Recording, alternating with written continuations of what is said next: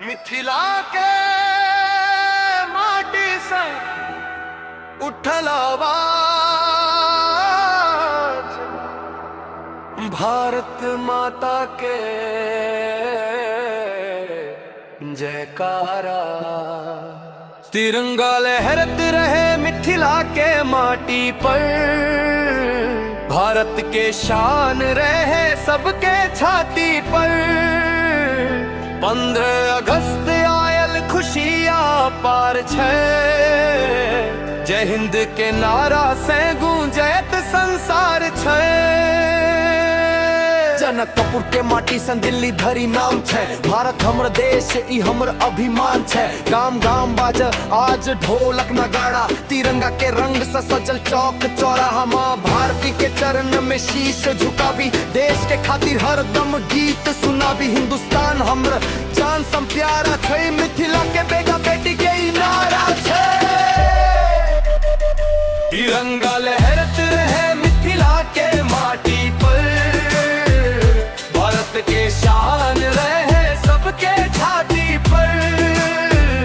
15 अगस्त आयल खुशियाँ पार छे, जय हिंद के नारा से गूंजित संसार छे। केसरिया हिम्मत सफेद शांति छे, हरियर रंग में देश के समृद्धि छे। बीच में अशोक चक्र घूमैत रहे, भारत के झंडा सदिकन ऊंच रहे। या सीमा पर जे वीर जवान ठार छे, ओकरा कारणे देश आजाद छे। वीर जवान के सलाम करे छी आज, भारत माता के जय ई हमर आवाज।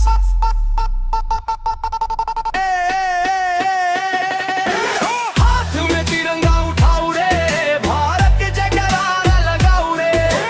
मिथिला से मुंबई दिल्ली सा बिहार, भारत हमर देश सबसे शानदार। तिरंगा लहरत रहे मिथिला के माटी पर, भारत के शान रहे सबके छाती पर। 15 अगस्त आयल खुशियाँ पार छे, जय हिंद के नारा सा गूंजित संसार छे।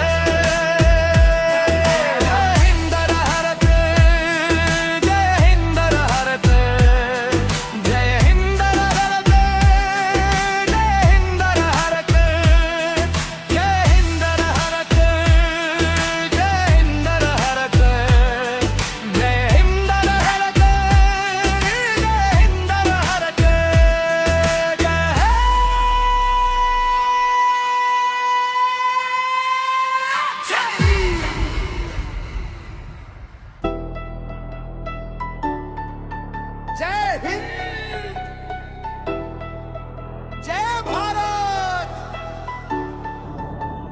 मिथिला के माटी से उठल आवाज, भारत माता के जयकार आज। तिरंगा लहरत रहे मिथिला के माटी पर, भारत के शान रहे सबके छाती पर। 15 अगस्त आयल खुशियाँ पार छे, जय हिंद के नारा संग गूंजैत संसार छे।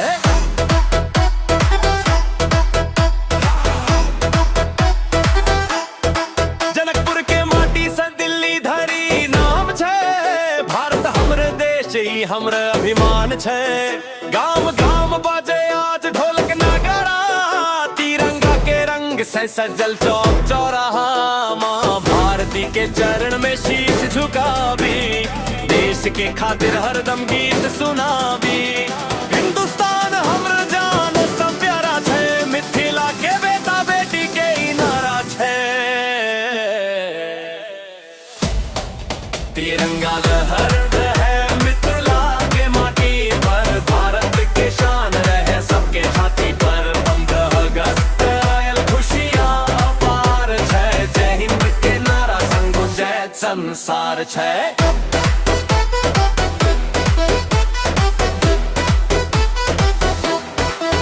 केसरिया हिम्मत सफेद शांति छे, हरियर रंग में देश के समृद्धि छे।